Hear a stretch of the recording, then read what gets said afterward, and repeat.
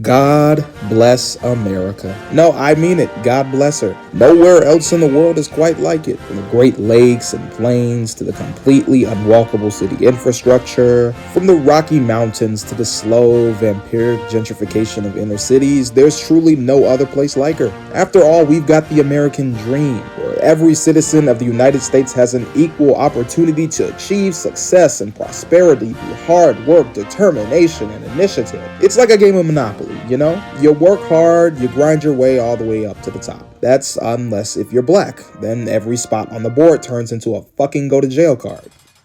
Being black is truly an interesting experience. It's even more interesting when you try to exercise your basic rights. It truly is like playing that rigged game of Monopoly with that one nigga who keeps trying to redo his turn because the dice fell on the floor, you know? Really loves to move the goalpost back. But nothing screams hypocrisy quite like the Second Amendment, or better yet, what happens when black people try to exercise their Second Amendment. Zeffner man, legally packing heat, speaks out about the day he was tackled. His body just slammed and put into a chokehold while entering a Walmart. I'm thinking that it was a racist situation. Clarence Daniels says he never knew what hit him. Who is this person? Why is he doing this? This is uncalled for. Foster told detectives he spotted Daniels getting out of his car with a handgun in the parking lot of this Brandon Walmart. But there was one problem. I said, listen, I have a concealed weapon. I have a concealed, I have a license. He put his hand over my mouth. Yeah, it's like that. Clarence Daniels is just one of the countless black men that get targeted, assaulted, or in some cases straight up murdered for legally practicing their Second Amendment. I mean, gun permits ain't cheap. Why the hell would I pay all those fees and do all that paperwork just for the cops to turn me into Swiss cheese when they do it for free?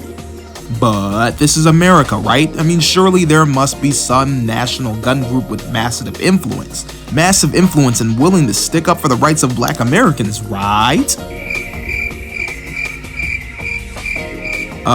Yeah, the National Rifle Association has been pretty silent for a few years now. Organizations such as the NRA, who love to pride themselves on protecting the rights of gun owners, always happen to be particularly silent when the rights of black gun owners are infringed upon. From Clarence Daniels all the way up to Philando Castile, it's like the NRA catches cold feet whenever a black gun owner gets his Second Amendment rights violated. Now, I know what a certain some of you are thinking. Now, these are isolated incidents, and the NRA does not neglect black gun owners. We're all American, and the NRA will always fight for Americans to have guns.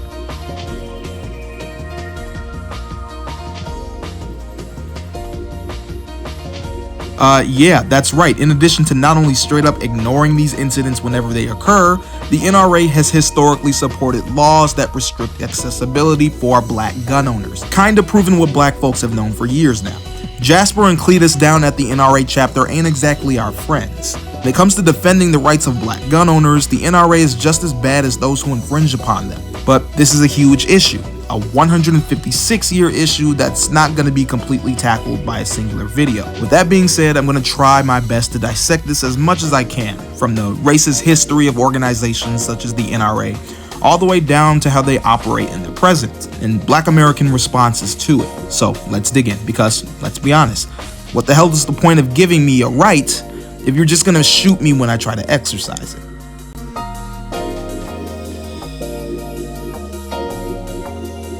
I want to start off by saying this video is not pro-gun control, nor is it anti-gun control. Instead of it being a critique of the Second Amendment itself, this video is focusing on the hypocrisy of those in power and how they allow black Americans to exercise their Second Amendment. In addition, this is pretty different compared to my other opinions I've released, one that this has probably got the most in-depth research based off of research I've done in both the past and present, but this is also a lot more strongly opinionated. While I've dedicated this channel to this sort of material, some topics, especially ones concerning my identity and blackness, I'm gonna get a lot more passionate about. Maybe a little too passionate at times. But I don't want that to take away from any arguments being made. In fact, I'm gonna use that passion to dig a little deeper and try to find out why it is that the NRA and the government is so terrified of niggas with guns. So, let's dig in.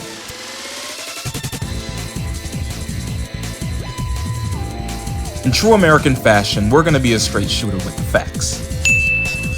Like all problems that black Americans face, this problem begins at slavery.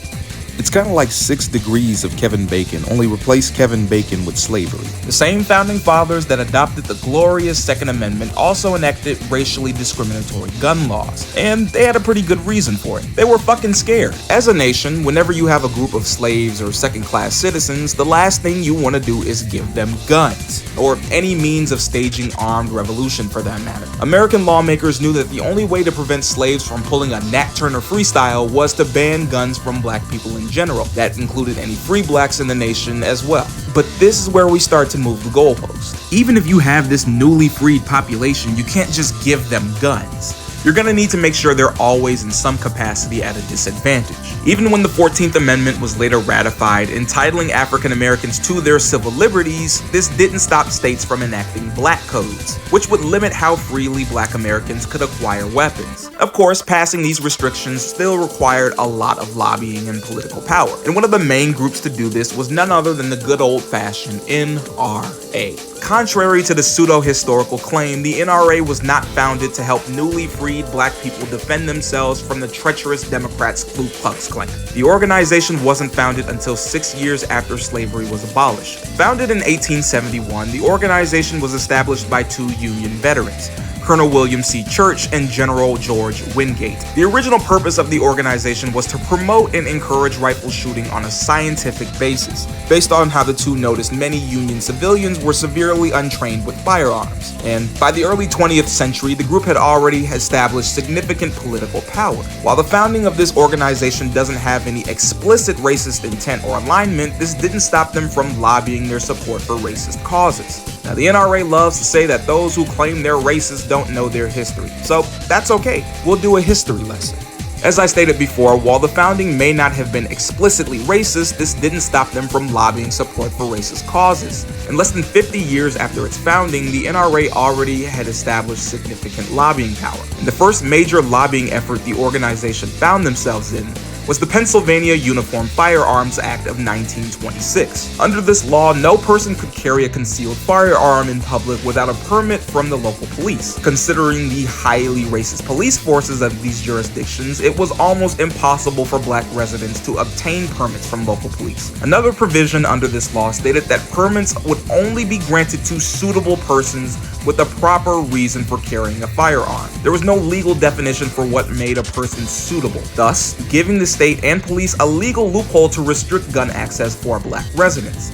Now, you're probably thinking, where the hell was the NRA when the American citizens were having their rights infringed upon? Oh, that's right, they supported it. Instead of defending black people from the KKK, they did the opposite and enabled them. The Klan during Reconstruction was not some shadowy Hydra-like organization. Hell, at the height of the 1920s, it had over 2 million members. The Klan was a membership. It was comprised of lawmakers, police, state, and federal employees. The same people the Klan would typically attract were being helped by the NRA to pass these racist gun laws. So no, despite them loving to pride themselves as champions of the Second Amendment, the NRA has never truly supported black people. But I know what some of you are saying, that's so long ago, get over it. And that's okay, we'll look at something a little more recent. Let's travel to the magical and mysterious land known as California. That's right, my friends. The late 60s and early 70s saw the rise in left-wing radical black politics that were shaping the nation. This in turn saw the rise of far more militant movements, ones that weren't afraid and more willing to take direct action in order to secure civil liberties. One such group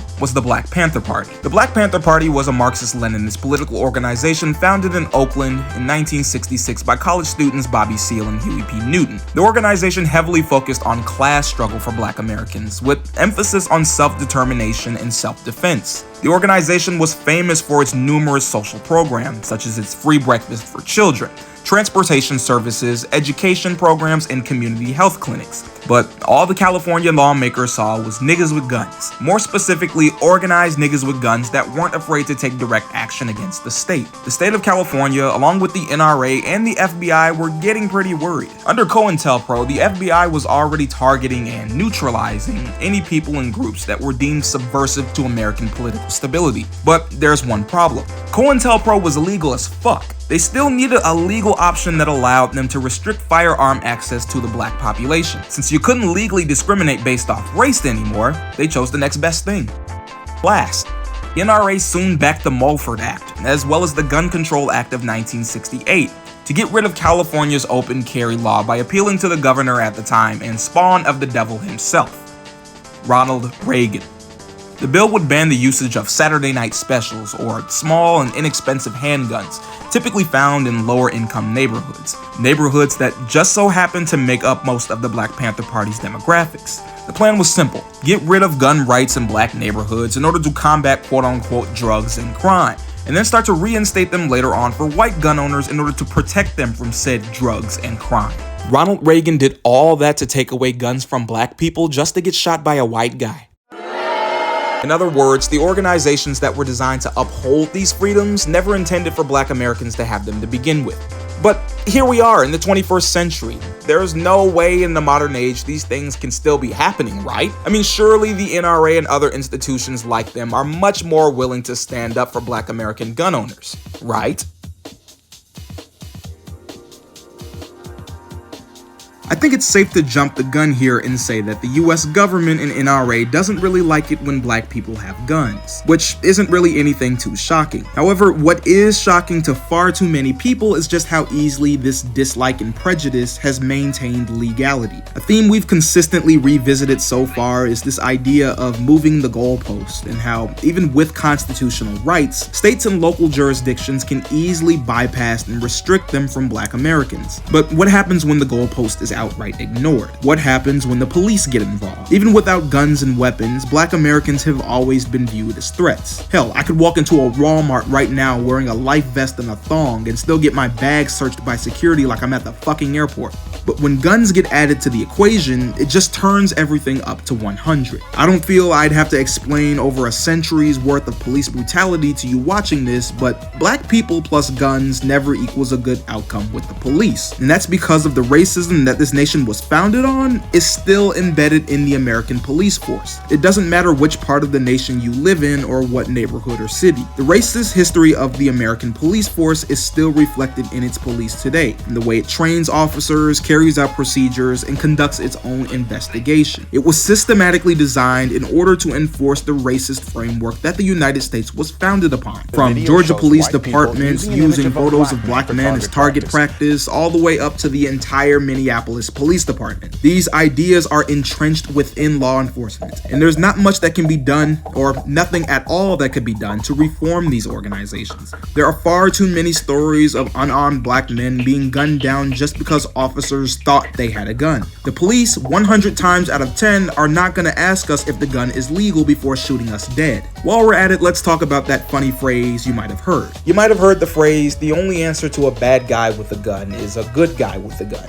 It's not bad, it rolls off the tongue. There's only one problem. This doesn't apply if you're black. Amantic Bradford Jr., an Army veteran who used his legally owned gun to defend mall patrons from an active shooter. His reward? Emotional plea for answers after an Alabama police department admits the man they killed during a mall shooting on Thanksgiving night, quoting now, likely was not the gunman. His family broke down as they described their son and brother, E.J. Bradford Jr., as a loving man who cared for his sick father and thought of others before himself. We are left with more questions than answers at this point during the investigation, with police releasing few details from the incident so far. Or Jamel Robertson, a security guard who was restraining an active shooter, who then proceeded to get shot to death on sight by officers when they responded to the scene. From Amir Locke to the countless other black Americans who have been shot legally carrying their weapons, there's no such thing as a good guy with a gun when you're black. In fact, the very fact that you are black with a gun makes you a bad guy in the eyes of law enforcement. But who do we run to? I mean, surely there must be some sort of gun rights group that's willing to stick up for our civil liberties, right? Oh wait, we did that bit already. The issue with these rights being enforced stems from more than just law enforcement being inherently racist. It also comes from other gun owners as well. Back in 2002, the American Psychological Association did a study focusing on anti-black sentiments found within gun rights groups, specifically predominantly white gun rights groups. The APA revealed that many of these predominantly white groups have a tendency to ostracize black gun owners both within and outside of their organizations. Now, I know what some of you may be thinking. How the hell is this any different than hockey? In the study, participants were asked to correlate phrases regarding gun culture with racial demographics. The study's findings showed that white Americans, on average, within these groups that held high levels of anti-blackness associated phrases such as gun rights, self-defense, and National Rifle Association with white people. Conversely, phrases such as gun control, waiting period, and weapons ban with black people. This wasn't limited to just party affiliation either, with both white Democrat and Republicans sharing similar sentiments. But why is that? Well, the answer is quite simple. In fact, all we have to do is go back to our previous theme that's been recurring throughout the video. Guns in the United States always have and always will be associated with power. It's protected within the Constitution to ensure that citizens maintain this sense of power. Only problem is, this power was only intended for white men. The minute black people are granted access to that same power, it disrupts the power dynamic of the way this country operates. A country that will always require a significant portion of the population to be marginalized and unable to express their rights to the fullest extent and capability. This is not me being some woke-ass doomer, this is just the way things are. You can't have black people exercising that same power. Black people fully embracing the Second Amendment and committing to the narrative of armed self-determination would be dangerous for the status quo and the United States. So, you do whatever you can to co-opt that narrative. You begin to associate black gun owners with danger, irresponsibility, and crime, so that it gives you and the state further justification to punish black people for exercising their Second Amendment. In short, the thought of legal black gun owners becomes a concept so foreign to these institutions and gun owners themselves. In short, the thought of legal black gun owners becomes a concept so foreign to white America that black gun owners are left with a rigged system trying to limit their rights, and no one to turn to and support. But how do we solve this? Yes, this issue is deeply systemic, and there's no clear-cut solution to this. But there are steps we can take in order to at least soften some of the blows.